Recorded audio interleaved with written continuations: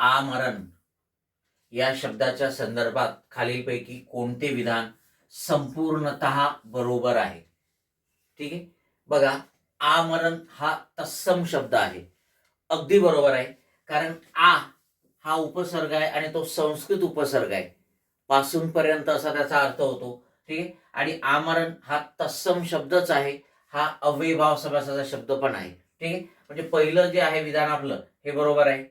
तत्सम शब्द म्हणजे कोणते शब्द? जे शब्द संस्कृत मधून मराठीमध्ये जसेच्या तसे आलेले आहेत. आमरण हा शब्द तत्सम आणि उपसर्ग घटित शब्द आहे.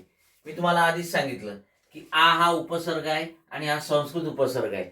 उपसर्ग लागून तयार झालेला हा शब्द आहे आणि म्हणून त्याला काय म्हणतो आपण? उपसर्ग घटित शब्द. ठीक आहे, जे शब्दांना उपसर्ग लागून तयार झालेले असतात त्यांना उपसर्ग घटित शब्द असं म्हणतात. ठीक आहे, म्हणजे हे विधान सुद्धा अगदी बरोबर आहे, कारण तत्सम तर आहेच आमरण, पण उपसर्ग घटित सुद्धा आहे, कारण पहिलं पद उपसर्ग आहे. आमरण हा तत्सम, उपसर्ग घटित आणि समास घटित शब्द आहे.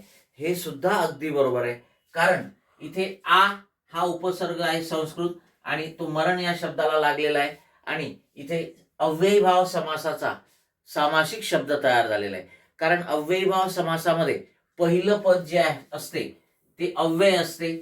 अव्यय असते म्हणजेच ते उपसर्ग असते.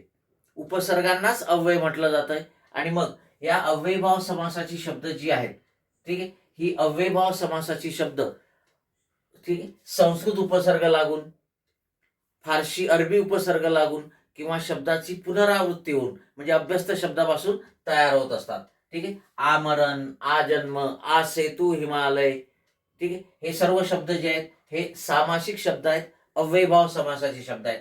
म्हणजे आमरण हा शब्द तत्समही आहे, उपसर्ग घटितही आहे आणि समास घटितही आहे, म्हणजे सामासिक शब्द सुद्धा आहे. ठीक आहे, म्हणजे हे तीनही वाक्य आपले बरोबर आहेत.